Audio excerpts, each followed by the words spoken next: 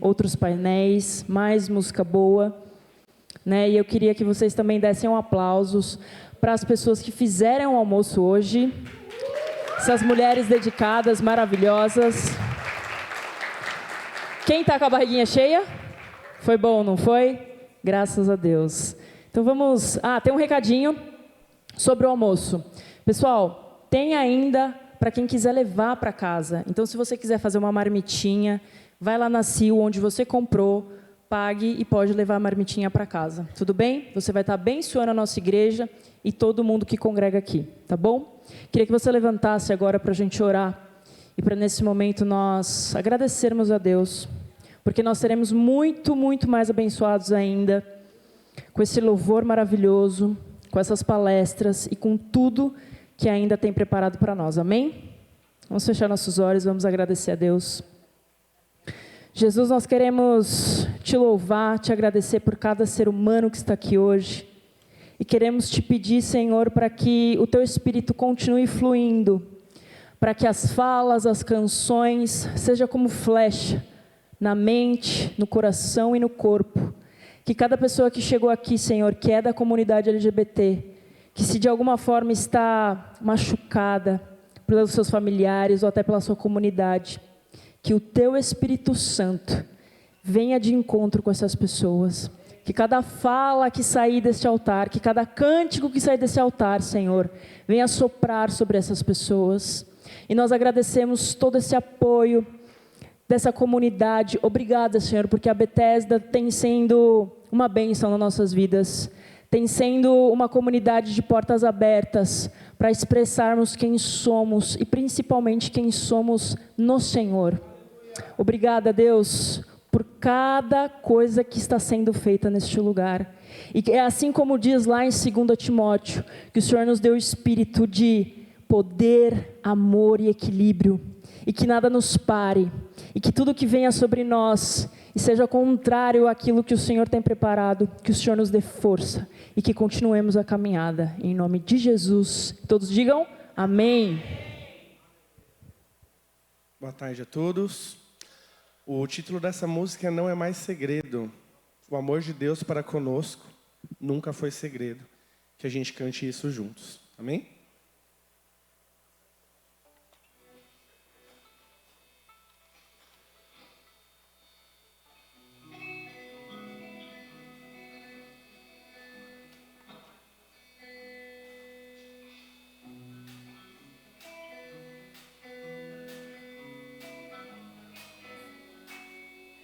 De onde vem a calma que invade, desacelera o temor, deixa vir os sonhos, abre caminhos pra seguir. Se é tão longe, não precisa pressa, o vento é quem leva, e uma voz que soa dentro do peito diz que o amor lança fora o medo, me refaz e me faz sonhar de novo. Minha paz não é mais segredo, invadiu meus dias mais sombrios, fez morada em mim. O amor,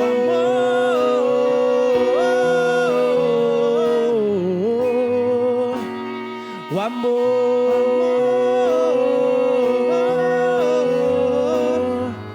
Vamos do começo? De onde vem a calma que invade, desacelera o temor, deixa vir os sonhos, abre caminhos pra seguir.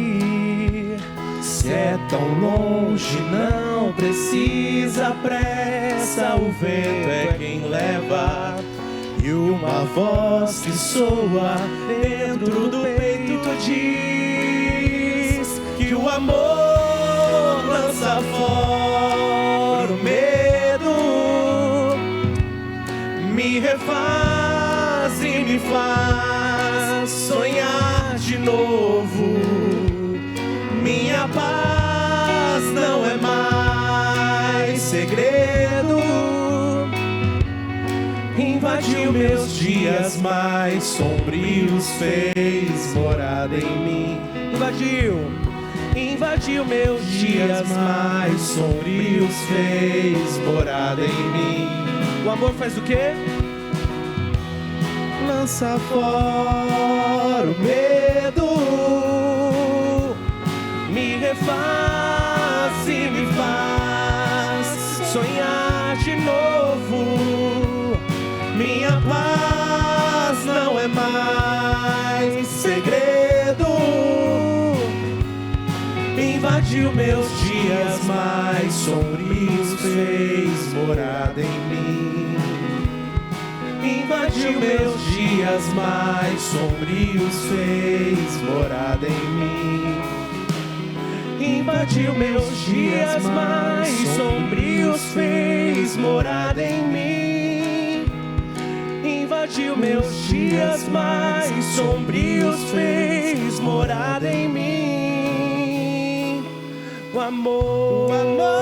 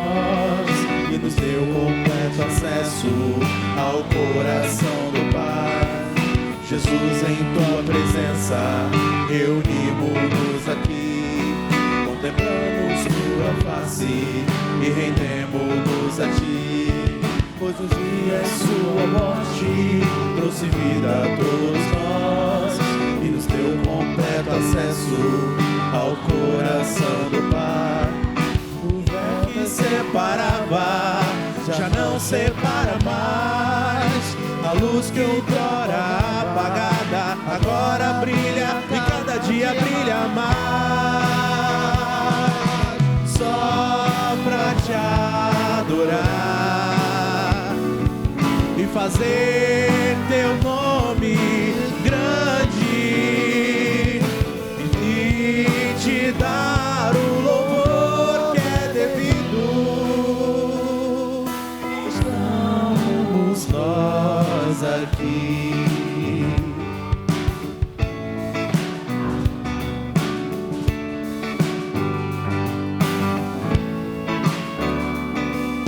Jesus, em tua presença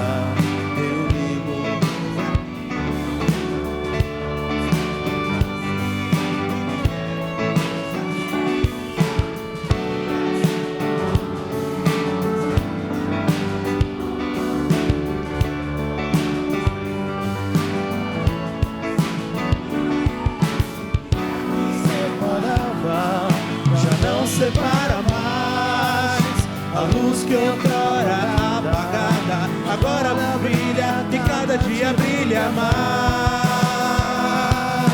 Só pra te adorar e fazer teu nome grande e te dar o louvor que é devido.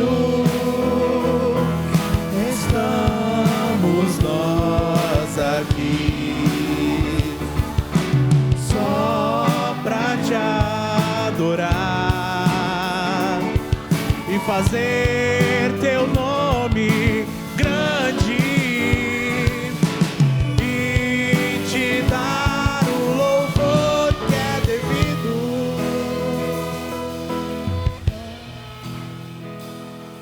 Estamos nós aqui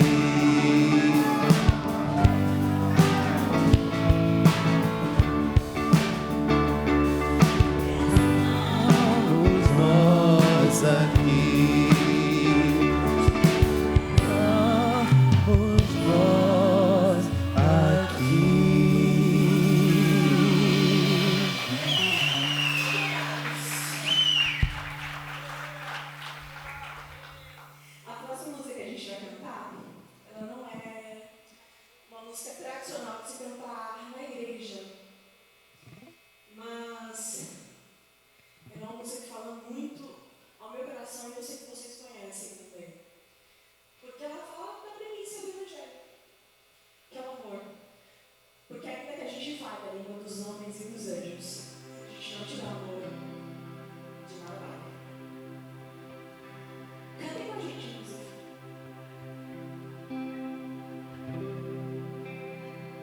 Ainda que eu falasse a língua dos homens e falasse a língua dos anjos, sem amor eu nada seria. Só o amor, é só o amor que conhece o que é verdade. O amor é bom, não quer o mal, não sente inveja ou se envaidece. O amor é fogo que arde sem se ver, é ferida que dói e não se sente. É um contentamento descontente, é dor que desatina sem doer.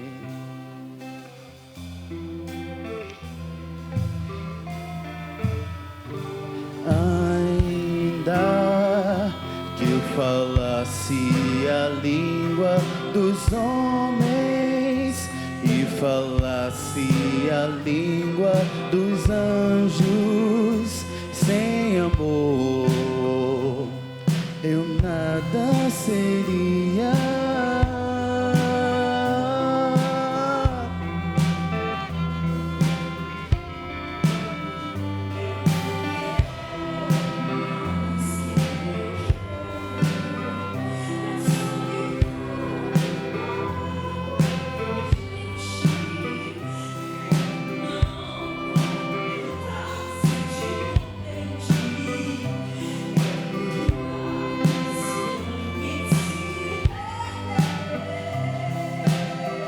Está-se preso por vontade, é serviço a quem vence o vencedor.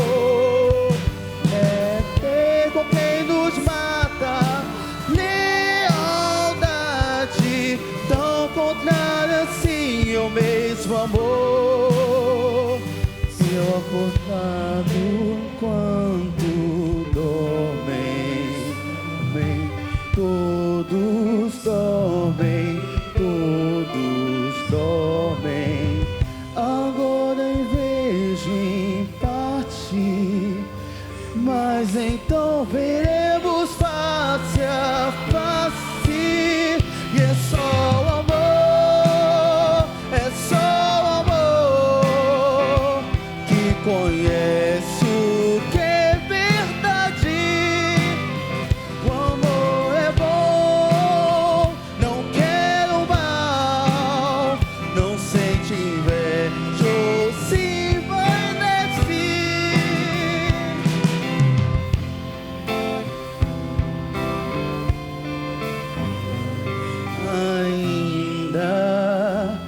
eu falasse a língua dos homens, ou falasse a língua dos anjos, sem amor eu nada seria.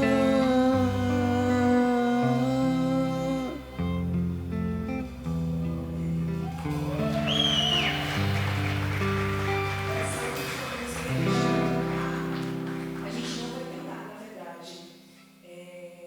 A gente fala muito da arte sendo trazida, né, para dentro dos templos. E eu tenho artistas aqui comigo. A gente tem muito hábito de cantar enquanto artistas tocam. E aí fica o pessoal do louvor, parecendo que o louvor é a gente, mas não é. Então eu vou deixar vocês com a banda, enquanto o pessoal se organiza. Apreciem, por favor, podem se sentar.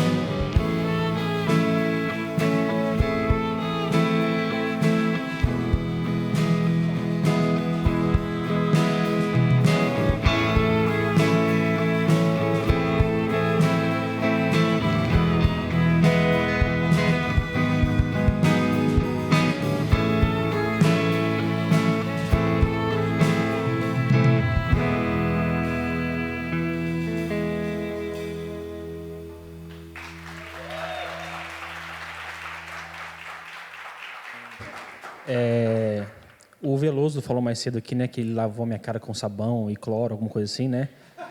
Brincadeiras à parte.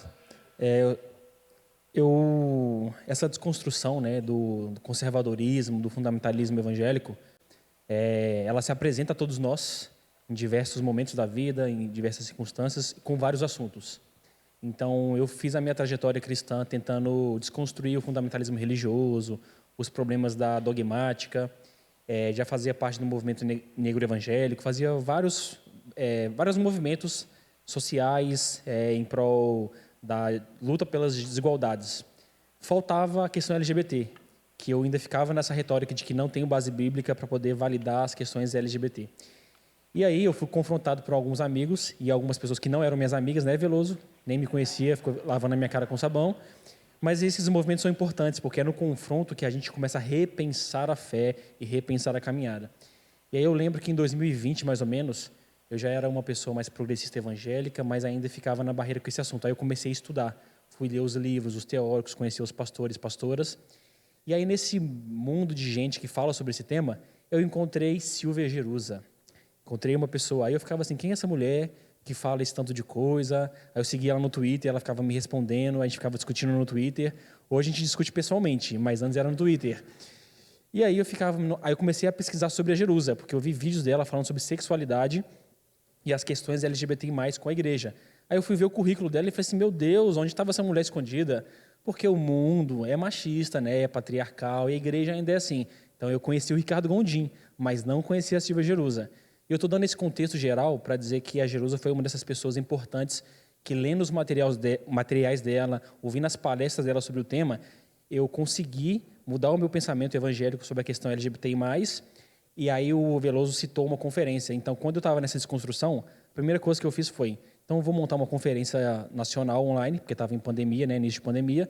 Aí eu convidei 15 dos maiores especialistas do assunto no Brasil que eu conhecia para falar do tema. Então, eu fiz a conferência, eu ainda era um pouquinho conservador, e durante a conferência eu fui mudando de opinião. E a Jerusa foi uma das pessoas que falou nessa conferência. Eu quero que vocês recebam hoje a Silvia Jerusa, que ela é teóloga, pastora, psicóloga, mestre em teologia, doutora em ciências da religião, tem umas 4 pós-graduação que eu não sei nem falar, e a última foi de neurociência, e o doutorado dela foi sobre as questões LGBTI+, com a igreja. Então, vocês estão em boas mãos e recebam a Jerusa.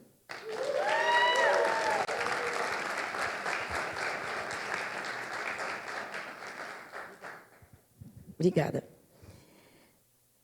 Grande responsabilidade estar aqui com vocês. Quando eu fiz o meu doutorado, que, aliás, o reverendo Arthur Cavalcante foi super importante, porque eu o entrevistei, quando eu estava fazendo mestrado em ciência da religião, que era como eu fiz sexualidade, né, pós-graduação em sexualidade, eu quis fazer um mestrado analisando o discurso evangélico sobre sexualidade.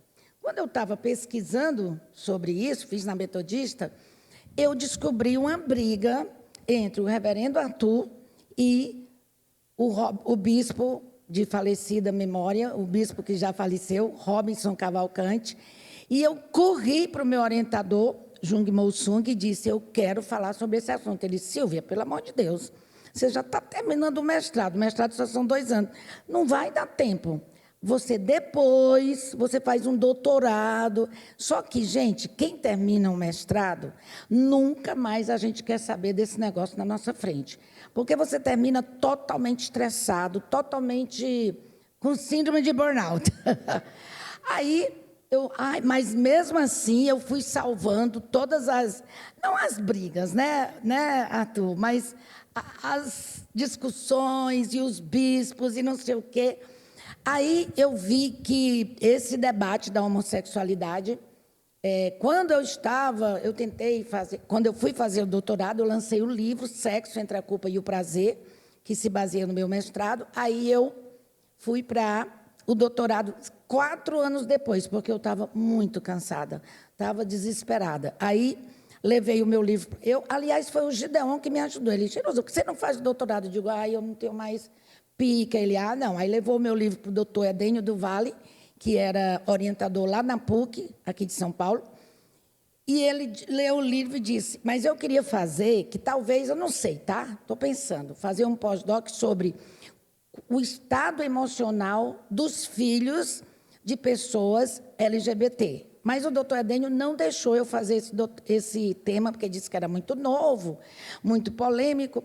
E aí ele disse, por que você não escolhe uma igreja, uma denominação para falar sobre o debate da homossexualidade? E a igreja, que na verdade foi ele que me disse, fala sobre a anglicana, porque eles tiveram desde 78 que eles analisavam desde 88, que eles fazem a cada 10 anos uma conferência para assuntos emergentes. Aí eu comecei a estudar a anglicana, eu já tinha tido contato com o reverendo Arthur, fui lá na igreja dele algumas vezes e pedi a ele muita ajuda, foi muito bom. Bom, e aí eu estou viva, depois do doutorado, que é justamente a igreja anglicana e o debate da homossexualidade e seus efeitos no Brasil. Só que eu tenho uma doença, eu sou não é doença, é um transtorno cerebral, que se chama transtorno de déficit de atenção e hiperatividade, e eu ganhei uma bolsa para terminar o meu doutorado na Universidade de Princeton. Meu Deus, quando eu cheguei lá, que eu comecei a escascavilhar os livros, as bibliotecas de 7 andares, e etc. Ai, foi o paraíso, que eu não vou contar agora. Aí eu vi que tinha nigerianos, porque os africanos, isso está lá na minha tese, que um dia vai virar livro, quando eu desenjoar dela, eu vou transformar em livro, e os nigerianos, aí tinha um livro só de pessoas, porque os africanos, em geral, tá, que é um continente, a maioria diz que a homossexualidade não existe, que é uma invenção do Ocidente. Aí eu fui pesquisar, encontrei livros, aí, Arthur, a minha banca, disse assim, você disse que ia falar sobre o Brasil, fui falar da África, fui falar não sei de onde, mas porque tinha muito mais material. Então, eu, divergi um pouco do meu foco, mas essas 5 denominações que levaram a sério a questão da homossexualidade, do debate da homossexualidade dentro da igreja, houve divisões. Foi a Igreja Presbiteriana Independente lá nos Estados Unidos, a Igreja Metodista, a Igreja Anglicana, que teve muitas divisões aqui no Brasil, e tem mais 2. A Batista não discutiu, não quer discutir, então não. Qual foi? Então, é Metodista, Presbiteriana do Brasil, Presbiteriana Independente e Igreja Anglicana. Foram as igrejas, e luterana. Muita divisão, por causa do debate e da aceitação de pessoas LGBTI. E aí, eu tenho eu tenho um estudo todo sobre a cientificidade, etc, etc. Se der tempo, eu dou para vocês, que eu dei há 4 anos na Bethesda. Mas eu gostaria, porque uma vez, uma senhora da nossa igreja, líder de um coral, quando a gente começou a falar, nem falou que era igreja afirmativa, mas a filha dela se reconheceu lésbica, e ela casou com uma mulher bem mais velha do que ela e pediu permissão à Bethesda, ela era da Bethesda, pediu permissão aos pastores da Bethesda se ela poderia vir, nossos cultos de oração eram na quinta-feira, se ela poderia vir na quinta. E o pastor disse, claro, a igreja é aberta, você pode vir. Quando essa senhora descobriu que a filha dela estava vindo na Bethesda, ela ficou louca. E aí ela disse, vou sair dessa igreja, e papapá, e saiu. Aí um dia, eu estava me preparando para ir para a reunião de mulheres, que era dia de quarta, às 14h, quando eu vi essa mulher entrando com o violão na mão. Aí eu cheguei para a pastora da igreja, das mulheres, e disse, vem cá, o que é que ela veio fazer aqui? Não, ela vai dirigir o louvor. Eu digo, vai não. Ela já saiu. Aí eu fui lá. Eu digo, hoje minhas irmãs, tinham 80 mulheres, nós não vamos orar agora, mas nós vamos estudar sobre a comunidade LGBT e tá. Só que eu não trouxe versículos, eu trouxe a cientificidade. Aí ela olhou para mim, aí depois que eu terminei, gente, quase 30 minutos, blá, blá, blá, aí ela, e a Bíblia? E eu não tinha levado nada de Bíblia, eu tinha levado só a ciência. Por causa dela, foi que eu decidi, porque no meu doutorado a gente não destrinchou esses versículos, porque eu fui orientada por uma socióloga, Maria José Rosado, e ela não permitiu. Mas, mesmo assim, por causa da igreja, eu estudei esses versículos. Então, eu estudo a sexualidade desde 2005, porque quando eu terminei psicologia e fiz especialização em terapia de casais e família, e vi que o maior problema, quando eu fui estudar sexualidade, eu nem estava pensando na homossexualidade, porque eu e o Ricardo Gondim éramos fundamentalistas. Não, é pecado. E aí, esses versículos que eu vou ler para vocês, que a gente lia literalmente. E eu me lembro discutindo lá na faculdade sobre isso, mas quando eu cheguei, que eu fui fazer especialização em sexualidade, aí eu vi que a maioria dos casais, o grande problema era na sexualidade. Eu digo, vou precisar me especializar. Tudo que eu vejo problema, eu vou me especializar. Quando eu cheguei lá, eu cheguei toda fundamentalista, mas, claro, sem dizer nada para ninguém, né, gente? Aí, o primeiro dia, a professora Carmita Ábido, que é a coordenadora desse curso, lá na Faculdade de Medicina, da USP, ela dividiu em equipes e fez olha como o mundo funciona, como a vida é interessante. E fez um sorteio. Adivinha o que foi que o meu grupo pegou para pesquisar e dar um seminário? Os desdobramentos psicossociais, econômicos da homossexualidade no Brasil. Aí eu... Mas aí, pesquisando para fazer esse seminário, eu mudei totalmente, Deus mudou totalmente a minha cabeça. Cheguei para o Ricardo, eu disse, Rick, a gente está errado, ó. Aí, Ricardo, como é que é? Aí comecei a passar os estudos com ele, papai, ele, e agora? E eu me lembro, eu estou dando só uma raspada com vocês, para vocês verem de onde nós saímos, né? E onde nós estamos. Aí eu disse para ele, mas a gente vai ter que ir aos poucos.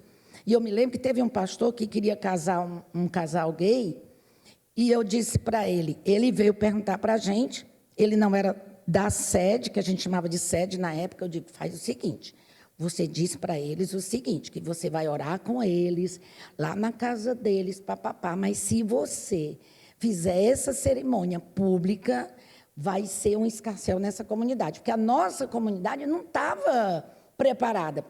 E eu falei com o Ricardo, digo, vamos primeiro dar um discipulado com os líderes de casais, discipulado com não sei o quê, vamos devagar, como disse, não sei quem foi que falou, comendo pelas beiradas, né? Primeiro com a liderança, para depois, quando a gente falar com a comunidade, a gente ser respaldado. Meu amigo, mas não teve jeito. Aí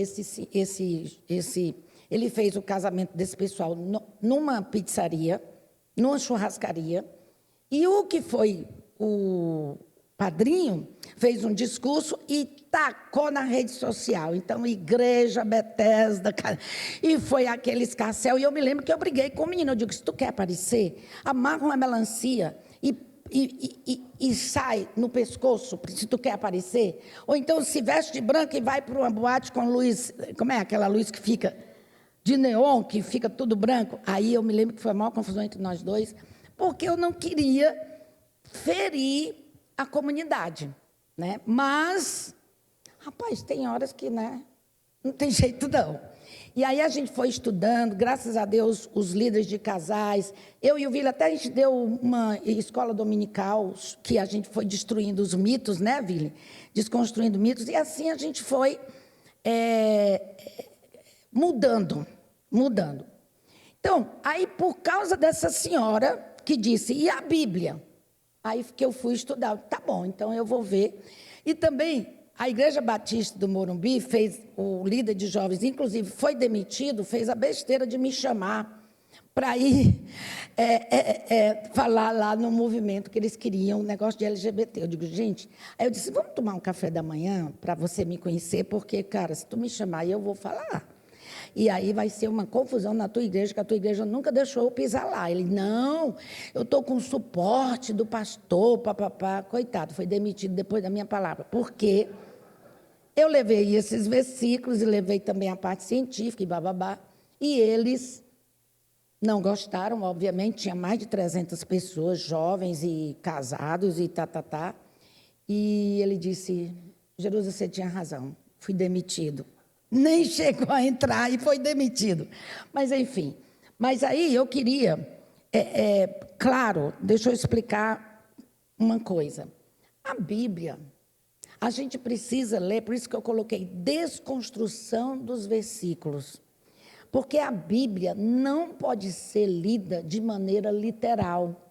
A gente precisa ver a Bíblia historicamente, a construção social e também a gente tomar cuidado para não cometer anacronismo. O que é isso? Você pegar uma palavra lá do século V a.C. e trazer para os dias de hoje como se ela significasse a mesma coisa. Então, não é assim que eu vou desconstruir esses versículos, tá?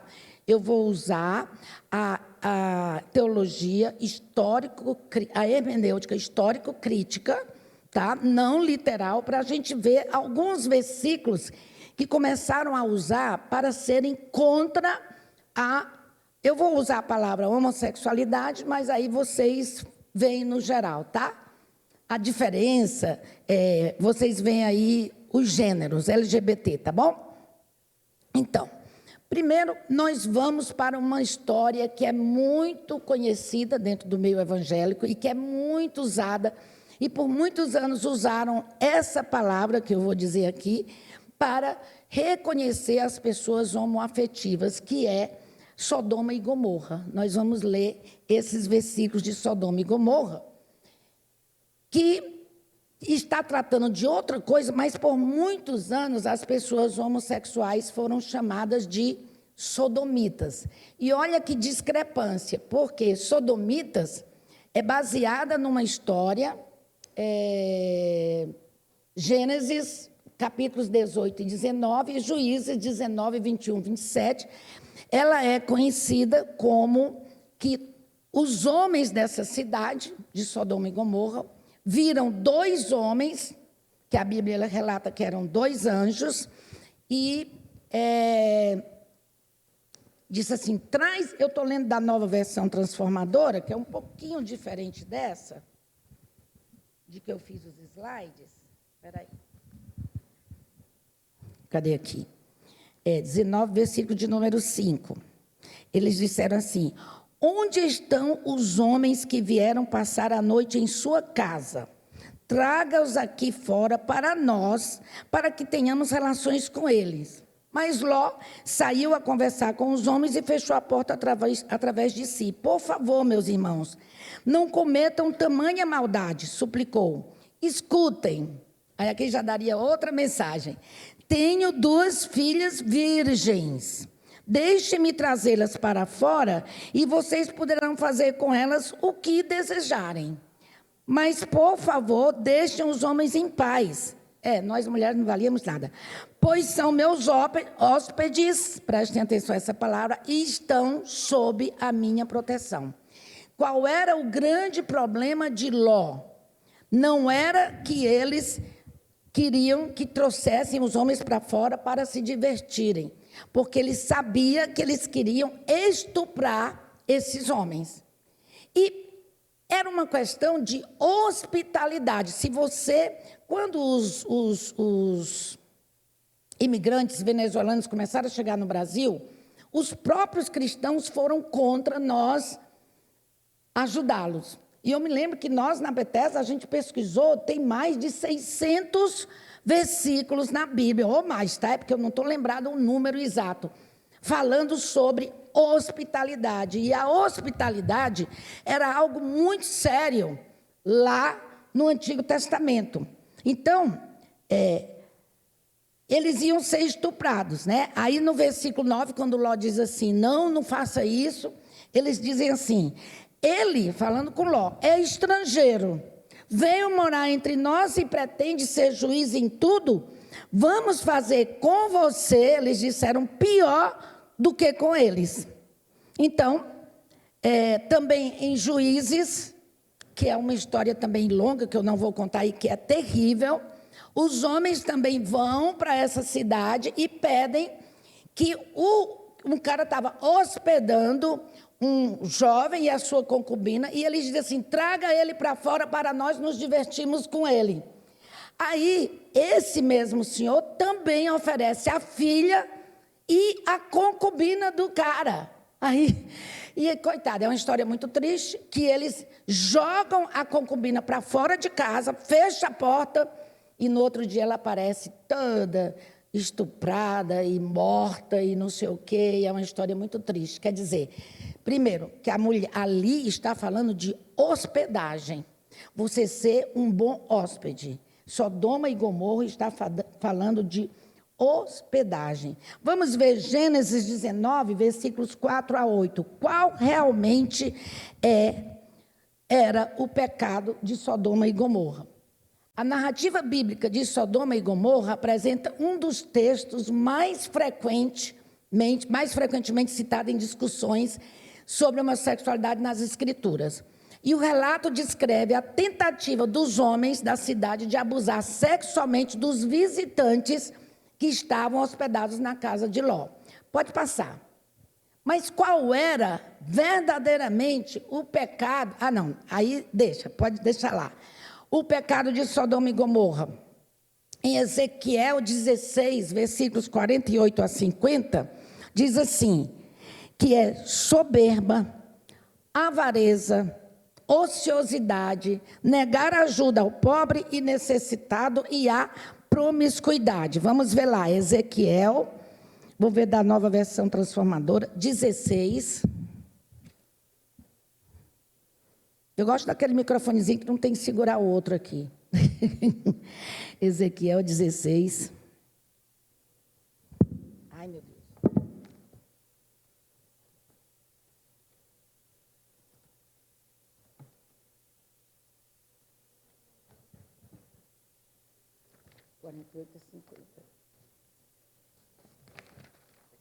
Ai, obrigada.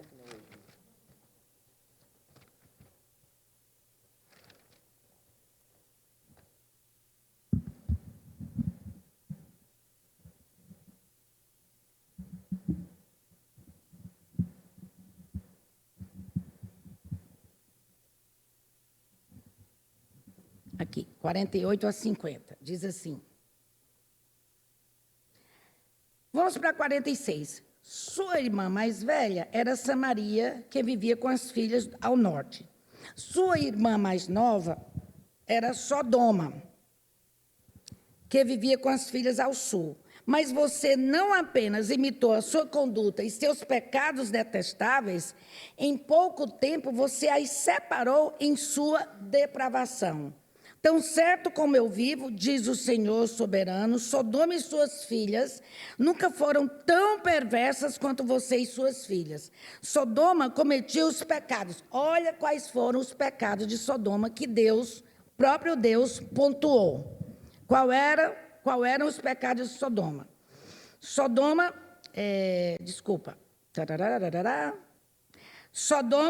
cometia os pecados de orgulho, glutonaria e preguiça, enquanto os pobres e necessitados sofriam. Era arrogante e cometia pecados detestáveis, por isso eu a exterminei como você viu. Qual eram os pecados de Sodoma e Gomorra? Soberba, avareza, ociosidade, preguiça, negar ajuda ao pobre e necessitado e promiscuidade. Em nenhum momento a Bíblia menciona que era o pecado de uma pessoa gostar de outra pessoa do mesmo sexo. E aí, vamos para outro versículo, Levíticos 18, 22. Não se deite com o homem com quem se deita com a mulher, porque isso é repugnante. Não se deite esse versículo é frequentemente citado em discussões sobre homossexualidade. A primeira coisa que o povo pergunta nas redes é: e Levítico 18, 22?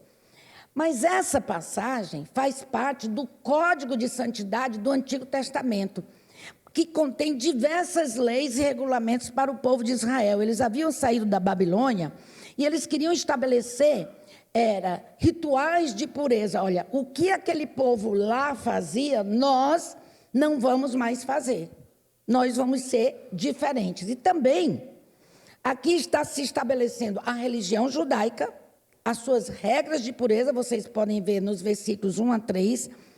E aí, também se iniciam práticas que não deveriam ser feitas pelos judeus por essa nova nação. O quê? Por exemplo, aqui, essa regra está se referindo a práticas de cultos pagãos. Os cultos pagãos havia abuso de homens escravos e estrangeiros. No antigo Oriente Médio, penetrar um homem sexualmente, como se fosse uma mulher, era uma forma comum de violentar e humilhar prisioneiros de guerra e estrangeiros. Por isso que existe essa proibição. Vocês não vão mais ter estupros ou atos sexuais, homem com homem ou mulher com mulher. Inclusive, hoje, como lá na Babilônia. Eu vou dizer por quê. Hoje, ainda há missionários que vão à Índia, porque ainda existem cultos pagãos, onde as meninas são usadas como prostitutas. E elas, prostitutas religiosas. Existe uma missão que resgata essas meninas da prostituição.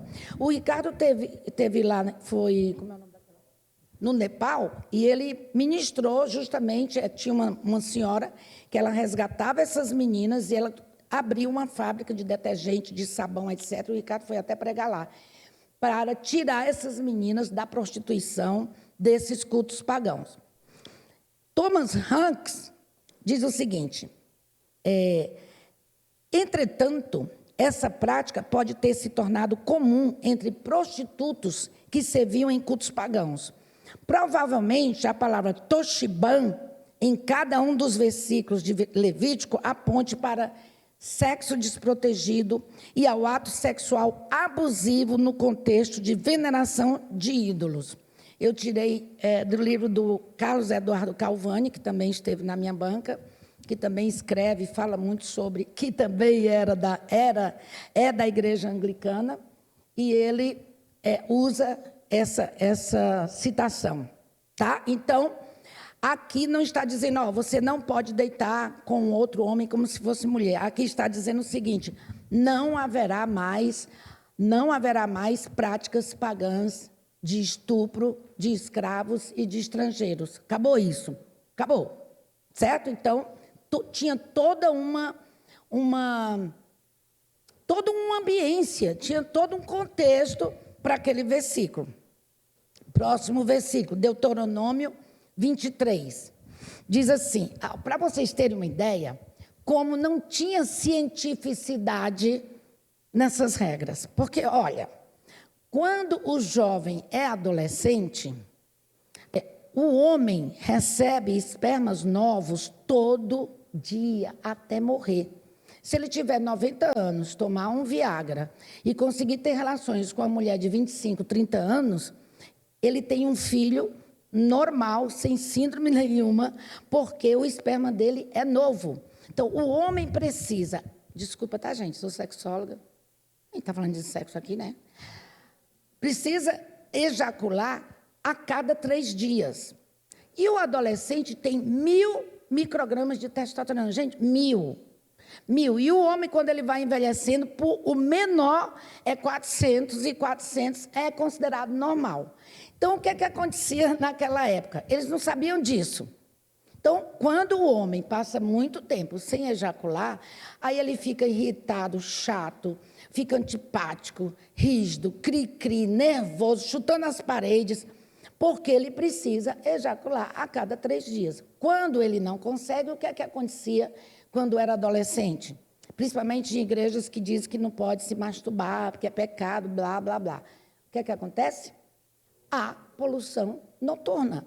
E aqui, em Deuteronômio 23, versículo de número 10, diz assim, ó, se um de seus homens, coitados, estiver impuro devido à poluição noturna, ele vai ter que sair do acampamento por uma semana. Porque eles achavam que era impureza ter poluição noturna, mas é uma proteção da ciência para o cara não ficar nervoso, batendo na parede e querendo se matar, entendeu? Porque está com a testosterona saindo pelos poros, né? Então, no versículo de número 17, Deuteronômio 20... deixa eu ler, né, gente? Porque fica melhor. Eu ainda não tinha o hábito de escrever no papel os versículos. Então, deixa eu ver aqui. Deuteronômio 23, 10.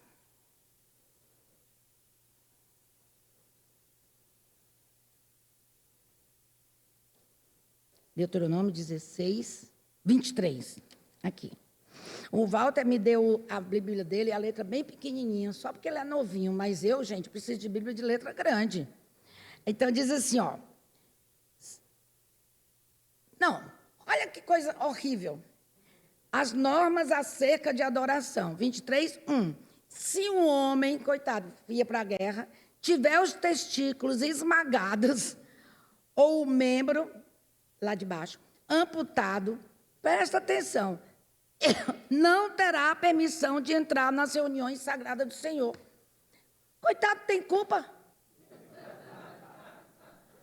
Né? Não pode. Se alguém for filho ilegítimo, nem ele e nem seus descendentes, até a 10ª geração, terão permissão de entrar nas reuniões sagradas do Senhor. Então, meus amigos, famílias reconstituídas não têm permissão de entrar na igreja, tá? Mas é interessante que a igreja só critica e só proíbe áreas que envolvem a sexualidade. Como assim? O filho não tem culpa de ter sido, não é? Que eles chamavam naquela época de bastardo, né? Então, aqui, ó. Aí vai falando, nananã, ninguém terá permissão, nananã, nananã, nananã. Deixa eu ver. Cadê?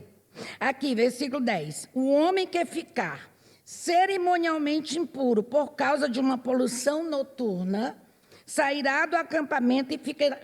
é só um dia. E ficará fora o dia todo. Coitado, não pode nem se lavar, só de tarde que ele podia se lavar. Ao entardecer, ele se banhará. E ao pôr do sol, pode voltar para o acampamento. Aqui, na verdade, eles estão falando de higiene. Mas por que não deixava os homens se banharem assim que se acordava, né? Só de tarde, passava o dia. Mas, enfim, vamos para o versículo 17. 17. Nenhum israelita, homem ou mulher, se dedicará à prostituição em templos idólatras. De novo, está falando de prostituição cultual, um ritual de prostituição em cultos. Deuteronômio, 1 Reis, aí a gente vai ver, 1 Reis 14, 24, também, aí diz assim, havia também na terra prostitutos cultuais, que é Kadesh, -M, eu não sei como é que se pronuncia, tá? Kadesh, M. 1 Reis 15, 12. Tirou da terra os prostitutos cultuais e removeu... Vocês viram que aqui está havendo uma reformulação de uma nova nação? Então, essa nação nova não queria prostitutos pagãos, cultos pagãos, prostitutos cultuais, ídolos, outros ídolos, a não ser Deus, né? E aí, 2 Reis 23, 7, diz assim, segunda carta de Reis 23, 7, diz assim, ou é segundo livro, também destruiu as dependências dos prostitutos cultuais. Olha onde era que as dependências estavam. Na casa do Senhor, onde as mulheres teciam tendas para o poste da deusa Aserá. Então, eles estão fazendo uma limpeza também religiosa. Oséias 4:14. Olha, é interessante, mulher podia se prostituir, olha só. Não castigarei as filhas de vocês, Oséias 4:14, que se prostituem, nem as suas noras, então podia haver adultério, tá? Quando adulteram, porque os próprios homens, ele disse assim, ó, não vamos castigar essas mulheres, porque os próprios homens estão fazendo a mesma coisa. Ó, gente, liberou total aqui. Quando adulteram, porque os próprios homens se retiram com as meretrizes e oferecem sacrifícios com as prostitutas cultuais, que é Kadeshá, que quer dizer o feminino de prostituta sagrada do templo. Kadesh era prostituto masculino. Kadeshá, prostituta feminina sagrada no templo. Tá? Então, eles na verdade, não estão falando aqui de... Vocês viram a incoerência? As filhas podem ser estupradas, beleza, contanto que os meus hóspedes sejam preservados. Meu hóspede vai ser preservado, mas pega essa concubina aí, que era quase que uma esposa, e faz dela o que quiser. Então, contanto que não mexa no meu hóspede. Mas a concubina, vocês notaram que ela também era hóspede? Hã? A concubina também era hóspede, e eles não tiveram o menor cuidado com a concubina. Hã? Mulher, né, meu amigo? Então, olha só, então as leis de pureza dessa nova nação eram os animais, o que você podia comer ou não, leis de higiene, casamento familiar, o sogro não podia deitar com a nora, incesto. Eles estavam formando uma nação íntegra e pura em todas as áreas. E a exigência de Deus era em relação aos sacerdotes pagãos e às sacerdotisas pagãos. Não tinha nada a ver com os homossexuais. Tá? Então, isso aí são os 4 versículos no Antigo Testamento que são muito citados. Nós vamos agora para o Novo Testamento. Ó, Yuri, não se esquece, quando eu terminar, nós vamos tocar aquela música que eu pedi, tá? Porque eu posso me esquecer. No Novo Testamento, 1 Coríntios 6, versículos 9 a 10. Diz assim, vocês não sabem que os perversos não herdarão o reino de Deus? Então, né, gente, Israel, né, matando esse monte de criança e os crentes no Brasil, os cristãos no Brasil, tudo apoiando com a bandeirinha de Israel, né? Não se deixe enganar. Os perversos, aqui não está falando de perversão sexual, está falando de gente má. Os maldosos, os malvados. Não se deixe enganar, nem imorais, nem idólatras, nem adúlteros. Agora, olha, essa palavra nem existia, gente. Nem homossexuais passivos ou ativos, não existia. A palavra homossexualidade, ou homossexual, foi criada, apareceu 1800 e tarará, por um alemão, 1800 e tanto, século XIX. Como que eles conseguiram traduzir 4 palavras, homossexuais passivos e nem homossexuais ativos? Essa palavra, malakoi, que é usada no Novo Testamento, quer dizer uma coisa mole, uma coisa macia, que foi traduzido como depravados ou efeminados em algumas versões, mas nem todas as versões. Eu li no outro fórum, nem todas as versões têm essa palavra, vai mudando, a palavra vai mudando, vai mudando. Poderia também ter sido traduzida como tímido, como covarde, e tem na Bíblia, né, em Apocalipse 21:8, nenhum covarde, nenhum feiticeiro, e aí Jesus diz que a rebeldia é pior do que a feitiçaria, então as pessoas rebeldes também vão para o inferno, se existir inferno, né? Entendeu? Não vou entrar nessa briga aqui. nem os covardes, nem os mentirosos. Hello, vocês já viram alguém ser disciplinado de igreja, tirado de coral, de banda, de liderança, por ser mentiroso? Pois os mentirosos, aqui em Apocalipse 21:8, diz que não herdarão o reino dos céus. Vão arder no fogo que arde, no lago que arde com enxofre, blá, blá, blá. Tá?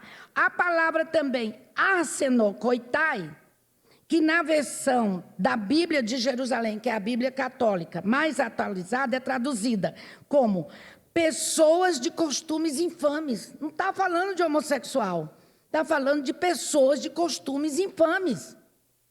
Quantos têm costumes infames que não tem nada a ver com a sua sexualidade?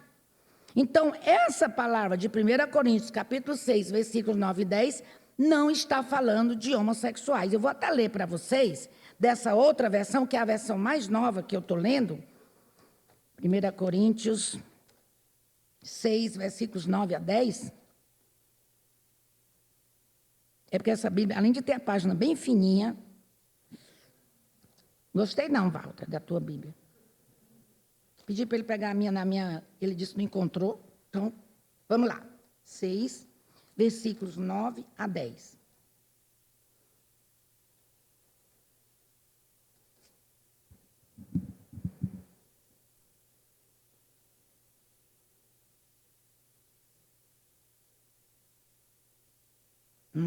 Aqui, ó. Temos certeza disso. Não sei porque que eu estou lendo isso, não. Ah, meu Deus, estou em Romanos. Meu Deus do céu. Saí de... Está aqui, Coríntios. Desculpa.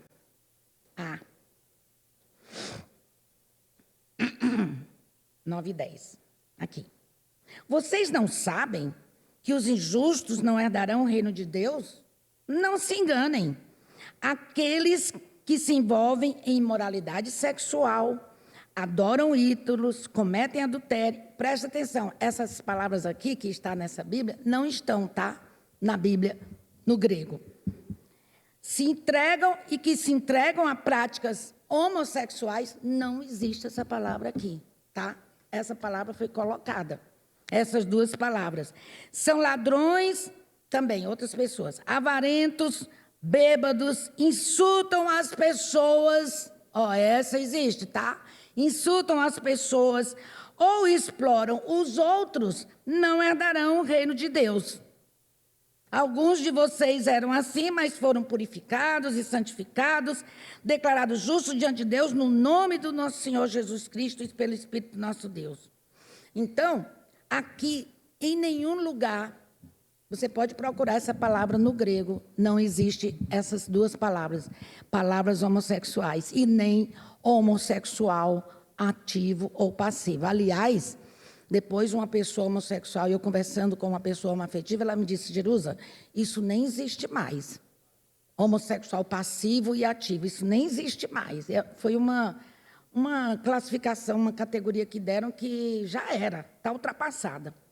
Tá. Aí agora vamos para outro que é muito citado, Romanos, capítulo de número 1, versículos 26 e 27. Paulo dizem que foi Paulo, né? Por causa disso, Deus os entregou a paixões vergonhosas, porque os homens se tornaram egoístas, babá. Até suas mulheres trocaram suas relações sexuais naturais por outras, contrárias à natureza. Da mesma forma, os homens também abandonaram as relações naturais com as mulheres e se inflamaram de paixão um pelos outros. Começaram a cometer atos indecentes, homens com homens, e receberam em si mesmos o castigo merecido pela sua perversão. De novo, aí,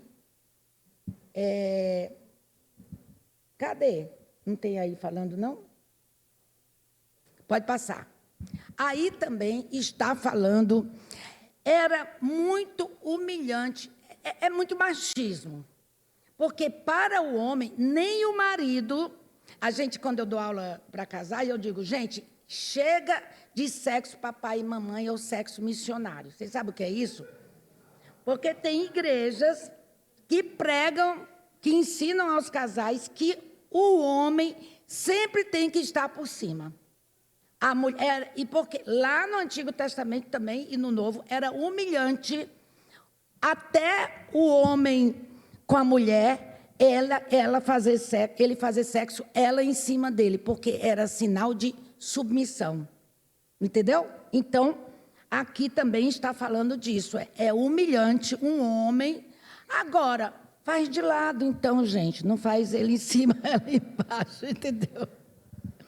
Não é? Então, aqui eu já falei também, Romanos 6, 9 a 10. Romanos 6, 9 a 10 até diz que os maldizentes não herdarão o reino de Deus. Por que que a gente só quer mandar os homossexuais para o inferno? Mas os maldizentes, os glutões, os ladrões, os avarentos, vai ter muita gente no inferno. Quem não dá o dízimo, nem roubadores. Então, olha só, gente, eu pesquisei em várias traduções, e em várias traduções, diferentes traduções, eles usam a palavra pervertidos sexuais. Todas as pessoas, a despeito da sua orientação sexual, que se comportam de modo sujo e depravado. Isso, sim, é desonroso a Deus, que é o que alguém falou aqui, não sei se foi o reverendo Arthur, que falou, a promiscuidade. A promiscuidade, sim, é condenada por Deus.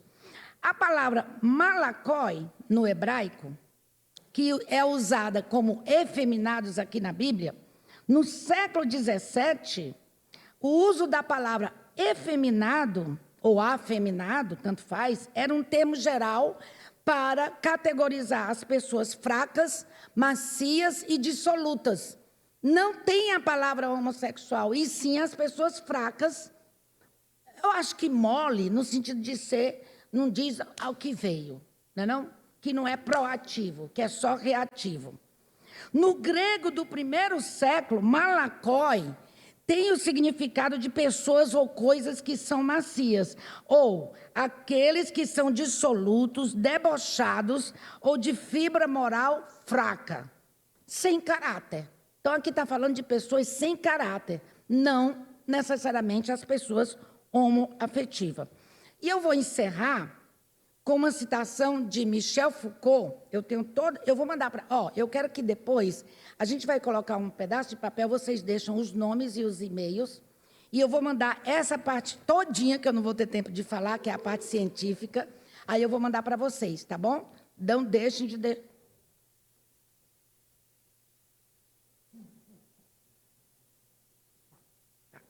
Então, eu vou encerrar com essa citação de Foucault, que usei muito no meu doutorado. Ele era gay, filósofo maravilhoso do século XX, e, inclusive, faleceu novo de francês de AIDS. E aí, pode passar.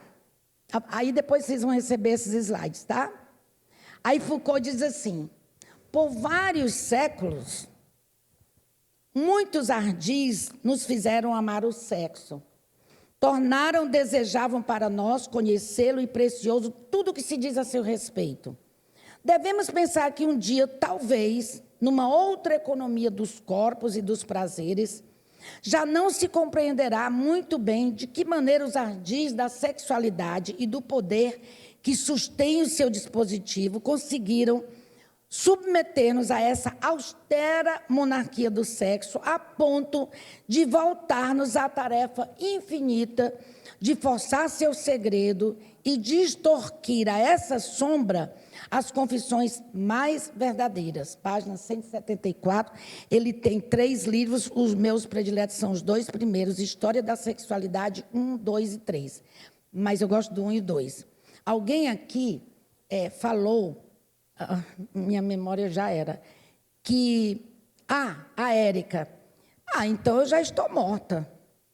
E aí, perguntaram assim, é uma violência as igrejas quererem que as pessoas homossexuais sejam celibatárias, ou os discursos de igreja são violentos? Aí eu quero citar a Judith Butler, inclusive estou escrevendo um artigo científico sobre essa fala dela, a violência ética. No dia que você não permite, nós vamos ter a roda de conversa com pessoas transgêneros, o doutor Eduardo Mundim endocrinologista vai falar sobre isso, mas quando nós negamos à pessoa o direito de ela ser quem ela é, nós negamos a própria existência dessa pessoa.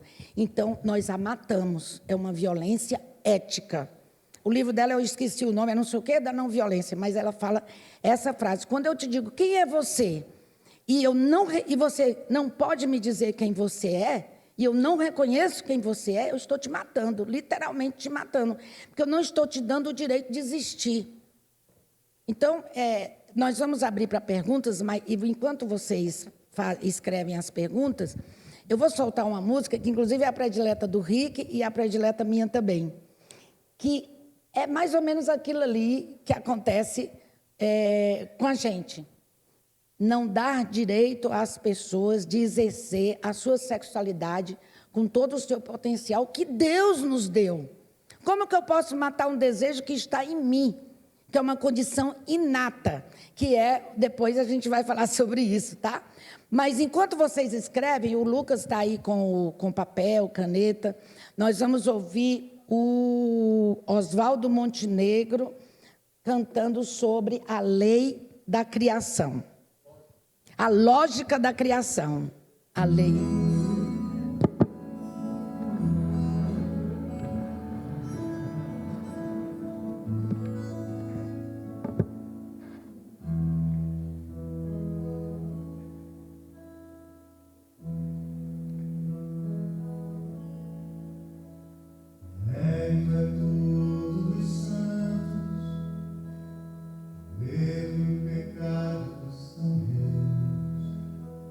Mas onde está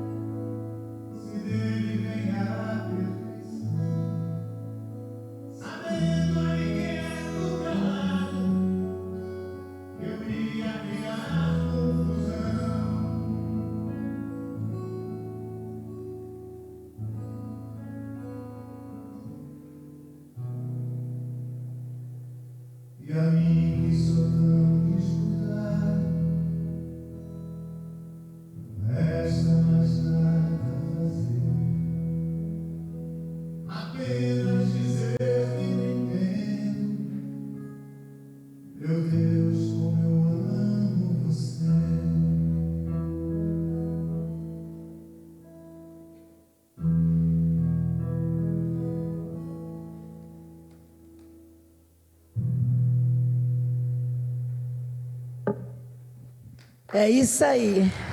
É isso aí. Nós vamos agora a uma rápida sessão de perguntas e respostas e depois nós vamos chamar a Lívia.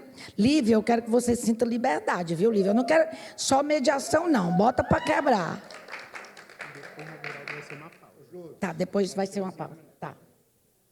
Deixa eu fazer uma contribuição com essa reflexão que você fez, que quando você estava falando ali sobre Sodoma e Gomorra, eu ouvi um podcast de um rabino recentemente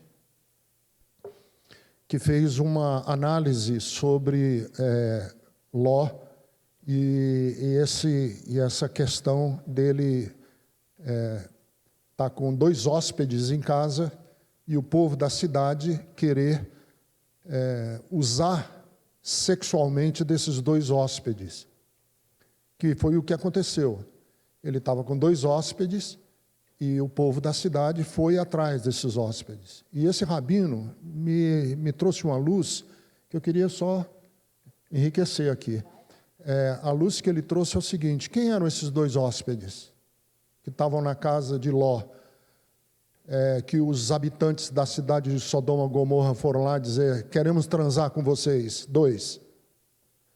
Esses 2 hóspedes eram um dos 3 que Abraão hospedou na tenda dele. Vocês lembram que Abraão hospedou, perto dos carvalhais de Manre, 3 homens na casa dele. E esses 3 homens que Abraão hospedou na sua casa, o texto deixa claro para nós que era Deus. Abraão, e tanto que no Novo Testamento diz assim: alguns hospedando alguns que, como é que diz? Alguns sem saberem estavam hospedando anjos. O que é que acontece? No mundo antigo, no mundo primitivo, havia um desejo das populações primitivas de transarem com deuses, para produzir uma raça híbrida, que na mitologia grega chamavam-se de titãs. Hércules era um titã, que eram o quê? Eram seres, na linguagem hoje, seriam seres biônicos, né? Seres híbridos, que eram meio homens e meios divinos, meios angelicais. E havia em Israel esse desejo entre os judeus. Como que você sabe, pastor, que os judeus queriam também transar com anjos? Porque no capítulo 6 do livro de Gênesis, lembram do capítulo 6 do livro de Gênesis? Quando Deus destrói a terra com o dilúvio. Por que que Deus destruiu a terra com o dilúvio? Porque os homens estavam, segundo o relato mítico, não é jornalístico, isso é uma história mítica, os homens estavam transando com anjos, com os filhos de Deus, o texto diz, e estavam produzindo gigantes. Quem seriam esses gigantes do mundo antigo? Seriam seres híbridos. E Deus dizendo, quer dizer, no relato mítico, não é um relato jornalístico, não é um relato histórico, é um relato mítico, esses seres híbridos estavam fora do projeto de Deus de criar o homem do pó da terra, homem e mulher do pó da terra. Então, aí Deus manda o dilúvio, para que a raça humana não se tornasse uma raça de seres híbridos. Lá na frente, então, Ló hospeda 2 anjos na casa dele, e a população de Sodoma e Gomorra não quer transar com homens. A população de Sodoma e Gomorra foi destruída, igual como foi destruído no dilúvio. Por quê? Porque estava querendo transar com anjos. Tanto que Ló oferece às meninas, às mulheres, e eles não querem. Não é que eles não querem porque são homossexuais, eles não querem porque eles não têm interesse de transar de gerar ou procriar através de gente normal, gente como você e eu.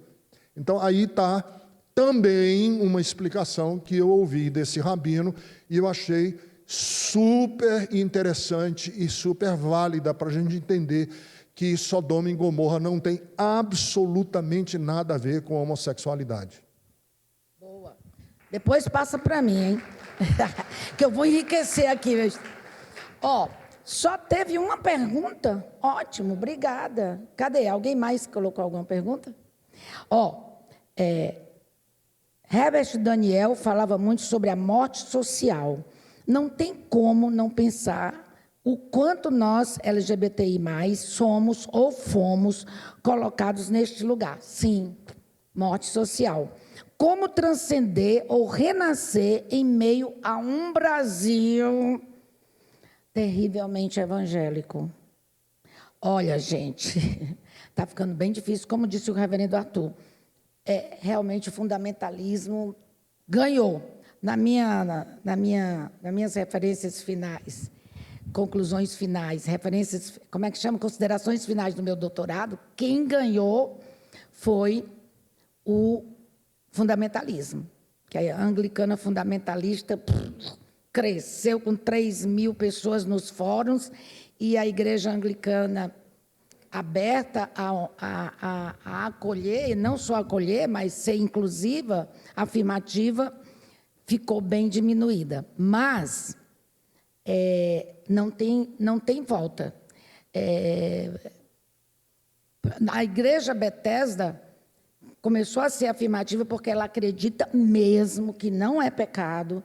Nós estudamos muitos anos, nós pastores, versículos e livros, enfim, estudamos muito para decidirmos o seguinte: temos que parar com essa violência ética e esse discurso violento dentro do meio evangélico. Como é que a gente faz? Gente, foi vocês que perguntaram. Pelo amor de Deus, estão vindo aí as eleições.